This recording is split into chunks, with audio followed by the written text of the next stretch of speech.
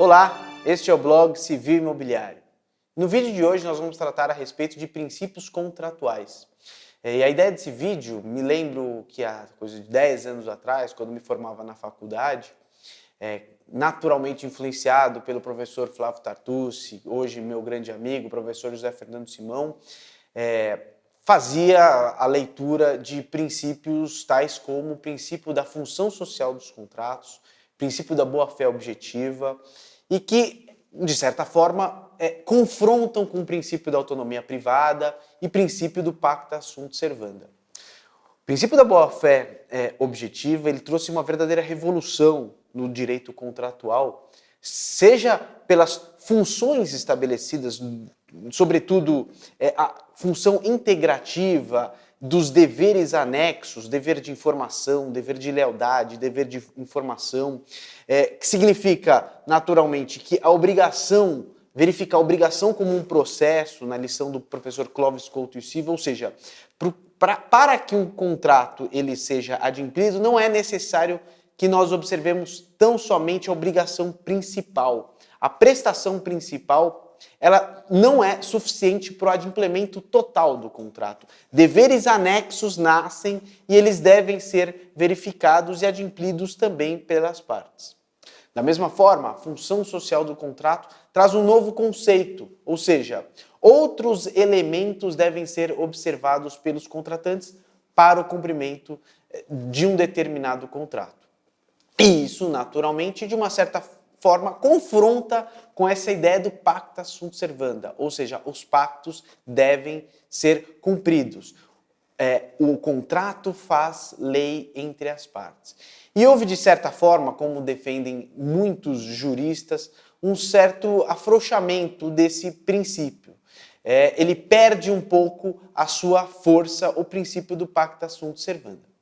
Mas o fato é que, nos dias atuais, embora as relações de consumo a gente deva fazer uma observância com muita cautela desses princípios, principalmente da função social dos contratos e da boa-fé objetiva, o fato é que não podemos nos esquecer do princípio da autonomia privada, que é um princípio intimamente ligado à liberdade que as partes têm de contratar, ou seja, a liberdade que num contrato paritário as partes têm dentro do que é disponível de um contrato. Naturalmente, eu estou diante de um contrato de compra e venda, por exemplo, eu tenho partes disponíveis, ou seja, disposições que as partes podem dispor numa negociação.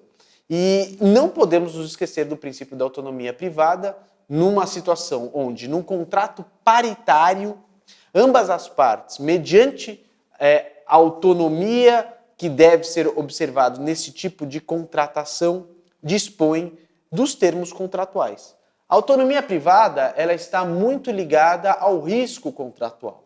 Porque se as partes, não existe uma relação de hipossuficiência entre as partes, a gente está diante de um contrato paritário, e uma das partes acaba, vamos dizer, de uma certa forma, já sabendo que ultrapassa um pouco o limite da sua prestação, ainda assim, mesmo essa parte, sabendo que ultrapassou um pouco os limites do que poderia, por exemplo, orçar, se acabou assim o fazendo, este contrato ele deve ser respeitado. Ou seja, nesse tipo de contrato paritário, onde não há qualquer tipo de vulnerabilidade de uma das partes, a gente está diante de uma relação que não seja de consumo, as partes certamente devem observar aquilo que foi contratado.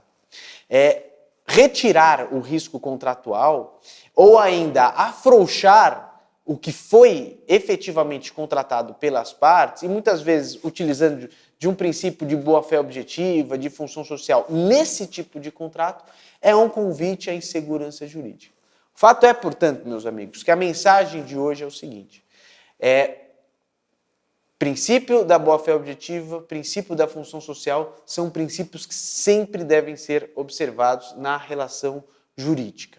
De qualquer forma, não nos esquecemos da autonomia privada e do pacta sunt servanda nos contratos onde há uma relação paritária e pensemos que, eventualmente, o risco contratual ele é algo natural dos contratos. As partes, quando contratam, elas acabam assumindo riscos. E o Poder Judiciário não pode afrouxar ou facilitar a vida de um dos contratantes tão somente por uma questão de que aquela obrigação se tornou um pouco difícil por um dos contratantes, que eventualmente arriscou-se um pouco mais. O contrato, nesse tipo de circunstância, ele deve ser cumprido.